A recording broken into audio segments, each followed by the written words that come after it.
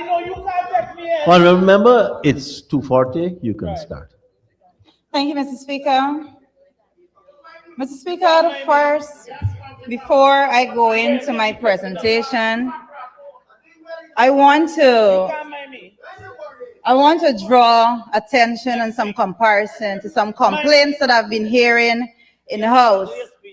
I heard none other than the Honorable Minister Priya Manichan stood to her feet in this House a few days ago, and she read the standing order cautioning when persons are reading their speech.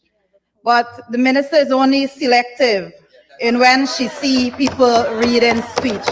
Because the minister was sitting right there, sir, yesterday, when none other... Okay, I can't allow you to go down that path. You have to direct that to me. Okay. Okay? She rose on a point of order which I allowed. I have observed so many persons violating that standing order still, and especially those who are doing their first speech in the National Assembly. I'm flexing a bit.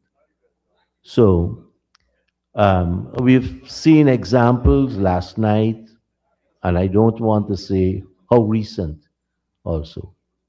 So please, when you are going to take on what is said officially and what is said unofficially in the House, you're directing it to the Speaker.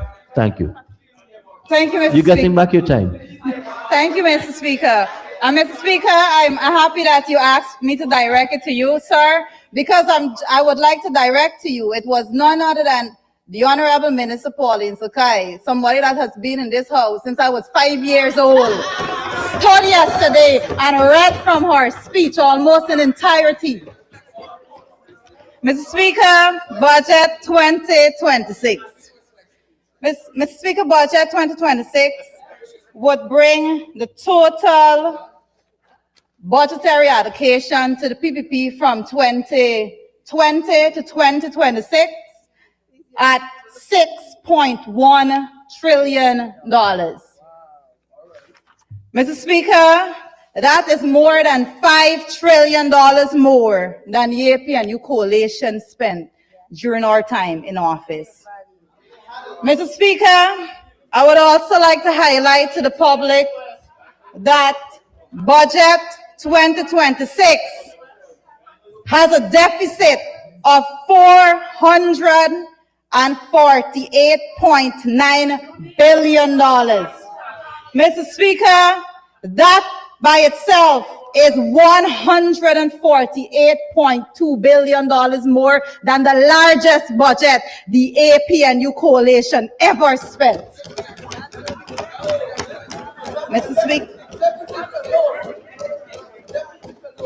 Mr. Speaker, but even with all that money, the PPP is failing to deliver where it matters most. Mr. Speaker, when we're talking about government and government allocations, we expect government ministers, in particular when we listen to the budget presentation by the Honorable Minister, Dr. Ashni Kumar Singh, to be focusing heavily and primarily on the most vulnerable people in society in this country. But when it comes to the protection of the most vulnerable people in society, the PPP always is found wanting, Mr. Speaker. Mr. Speaker, over the last 2 days, we've heard many presentations. It started with all the government ministers coming to the floor and being very theatrical, because that's what they're good at. They come to the floor and they treat here as though it's an exhibition site in which they come and they just fluff and bluff and don't get into the substance of the budget and what the fine print actually says, sir. But Mr. Speaker, I want to say today that it is important for us to take our time to study, to learn. Mr. Schumann came here and he said, persons don't like to read. I think Mr. Schumann was referring to himself, sir. But today we're going to take persons through the documentation that is presented, not just only to this house, but by the government of Guyana on every other website available. Because when it comes to data, we search for it, because we know you're not going to come and bring the things to this house that is actually beneficial for the people of this country. Mr. Speaker, when I read for my master's in public administration at the University of Guyana, there was a course we did called public policy. And public policy would have taught you and anybody else in this house that you just don't look at policy formulation and implementation, but you have to follow through to the very end, and we have to do the evaluation, because there, sir, is where we actually can see if the outcome that those policies had desirous of bringing was actually realized. The PPP never follows through when it comes to those things. They never do the evaluation. And sorry, even the times that they do the evaluation, they do not bring the record to the house, because they're always found wanting when it comes to the evaluation. Mr. Speaker, I want to say to you that I'm going to focus on two areas today. And the first thing I want to focus on is the Ministry of Amerindian Affairs. Mr. Speaker, the indigenous people in this country is a minority group, sir. Mr. Speaker, we have very late, very, very late, but we have it nevertheless, the preliminary report on the Guyana National Population and Housing Census of 2022. If we were to turn our attention, sir, to table 1.13, we would see here, sir, that when it comes to the hinterland population accounted for 112,822 persons. So when it comes to the average household size of the hinterland, we're going to see it accounted for 4.24, sir. 4.24, and I want to tell persons this, is the second highest. When you go to the region is 4.58 for region 1 alone. 4.58, that is the average household size. Now the census went on to say, it says, meanwhile, the consistently high household size for the hinterland regions were expected, for these are regions that are predominantly inhabited by the indigenous population, who have historically recorded a higher household size relative to the rest of the country. Sir, these numbers are not presented to us just like this. It's presented to us for our analysis, sir. And there are persons in this house, particularly in the PPP, that I have to speak to today. You know, the Honorable Prime Minister, Mark Phillips, just asked, what's the point you're making? Well, Mark Phillips, Honorable Member, listen carefully. We have listened over the last 2 days in this house. We heard members on this side of the house, and I would call Mr. LaCruz out as an example. He spoke about the living standards of indigenous people. He was rebutted heavily by none other than the Minister of Amerindian Affairs that went out to the public and came to this very podium on the floor of this house and sought to defend the fact that in the hinterland, persons are living in houses with truly leaves. Right? And as the Honorable Minister right now is shouting, that's the people culture, I would like to tell persons here today, and the indigenous community that is listening to me right now, not because you're born as an indigenous person in this country should subject you to a life of poverty. That should never be the case. There is nobody that can come here and say otherwise. You know, the minister went on, sir. The Minister of Amerindian Affairs went on, and she quoted and she called the name of an individual. She said, Luana Augustus messaged her at 1 in the morning and told her how she felt it offensive and all of that. Well, sir, I would like to put to this house, the 592 Comment Association, in collaboration with the Facebook investigators. They went and did their own research when it comes to that individual. And you know what they found, sir? That she don't live in no house with no truly leaf roof. The minister don't live in a house like that. Lennox Schumann doesn't live in a house like that. Alester Charlie does not live in a house like that. Colin Crowell doesn't live in a house like that. How dare you come to this house and subject indigenous people by using culture as a means to suppress our economic advancement in this country with $1 trillion budget?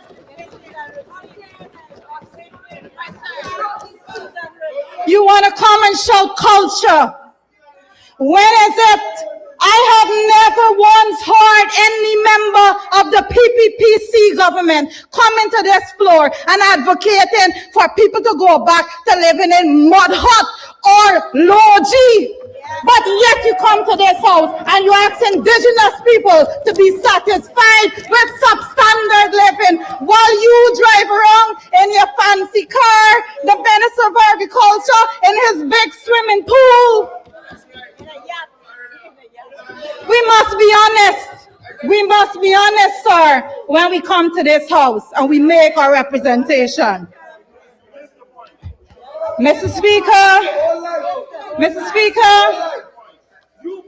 housing is an important aspect when it comes to indigenous communities, because that number that I gave you before, indigenous people do not like living in crowded households, but that is their economic situation.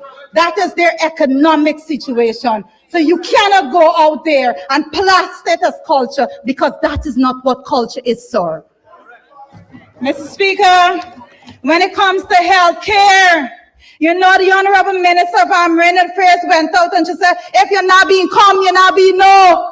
Well, I would like to tell the Honorable Minister of Amerindian Affairs that I was there. And when I speak on these matters, I speak of things I saw firsthand. Health care, sir. I went to Kaikan. I went and visited the health center. It looked like death itself. We open a door, bats coming out flying at you. That is the legacy of the PPP, and that is a few months ago. Trillions of dollars spent in this country, and the indigenous people are being left behind. So don't come here and purport to tell us that you know what is good for indigenous people in this country, sir. Mr. Speaker, I have to race through these things right now, sir, but I want to touch on a very important aspect. I want to touch on education, sir. I have to touch on education, as my colleague said. Don't forget it. And sir, like the member said, Honorable Schumann, he said read, and I would encourage him to go and read as well. Because sir, these people in the PPP continue to spend trillions of dollars, and they are delivering less to the people of this country, sir. Sir, this came from the Ministry of Education website, and I'm going to lay over all of these documents. Sir, when it comes to region number 1, you remember I said the largest budget that we ever had was $30.7 billion, the total budget, largest total budget for the APNU coalition. Sir, the ministry have up some stats here, the Ministry of Education. They have stats from 2016 to 2024, and I want the nation to know they are spending money and delivering less. That is the legacy of the PPP. Sir, in 2016, the APNU coalition's budget was 230 billion. 230. Sir, in 2024, the PPP budget was $1.145 trillion. So let me give you the stats from the hinterland. When it comes to mathematics in Region 1, 2016, we had 20% pass in mathematics in Region 1, 2016. When it comes to 2024, the same Region 1, 9% pass under the PPP administration. When it comes to mathematics pass in Region 7, in 2016, 18% pass. In 2024, 14% pass. When it comes to mathematics pass in Region 8, in 2016, 12% pass. 2024, 3% pass. When it comes to mathematics pass in region number 9, 2016, 24%, 2024, 7%. This is the legacy of the PPP. So when they come to this house and they purport to be spending a lot of money, they all say this is the biggest budget ever. But I asked the Minister of Education to get down to the stats and actually deliver to the people of this country, sir. Mr. Speaker, they continue to talk about who knows to read the budget and who don't know to read the budget, but I think they should start reading their own budget, sir. Honorable Member, I just needed to give you some stats before I ask that you get an extension. You started at 240, you should have ended at 245, but I gave you back the minute that I took from you. That's 246, which is now you've used up 100% of your initial allocation. You need an extension to conclude. Thank you very much, Mr. Chairman. I rise to ask for the honorable member to be given an extension of 5 minutes. Thank you. Two things. First of all, visitors to the chamber are not allowed past the signs that we have. So please,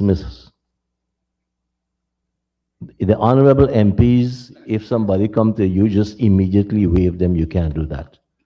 And that particular person continues to clap, shout down members yesterday.